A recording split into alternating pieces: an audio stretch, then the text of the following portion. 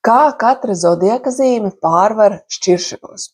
Šķiršanās ir izaicinošs un emocionāli smags dzīves posms, kas katram zodiaka zīmes pārstāvim var izpausties atšķirīgi.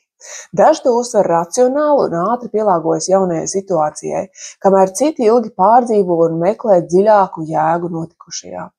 Tāpēc šodien apskatīsim, kā katra zodiaka zīme pārvar šķiršanos un kā viņiem var palīdzēt šajā sarežģītajā dzīves posmā. Auns.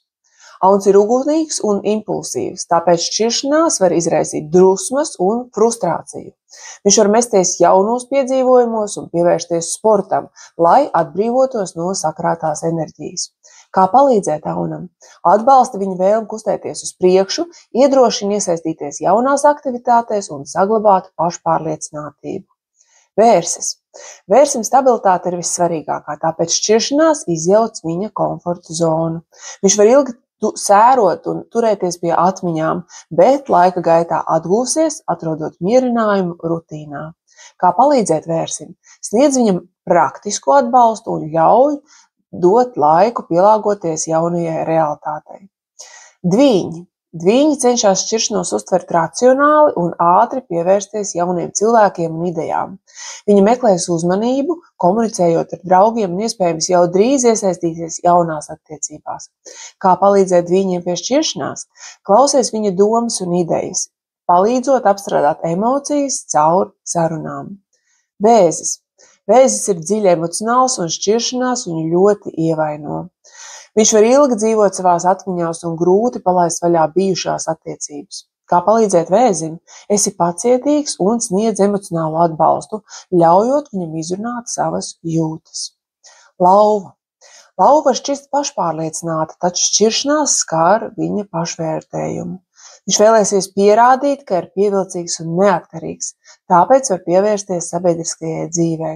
Kā palīdzēt lauvai pie šķiršanās? Sniedz komplimentus un atgādina, ka viņš ir vērtīgs arī bez attiecībām. Jaunava. Jaunava analizēs situāciju un meklēs loģisku izskaidrojumu šķiršanai. Viņa var vainot sevi un censties atrast veidus, kā uzlabot sevi. Kā palīdzēt jaunavai?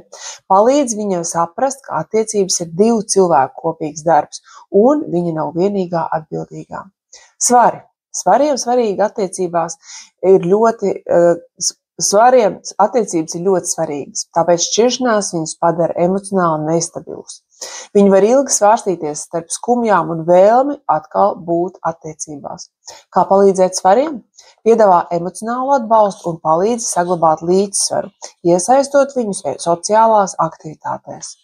Skorpions. Skorpioni izjūt šķiršanos ļoti intensīvi. Viņi var ilgi turēties pie aizvainojuma un meklēt slēptu nozīmi notikušajā.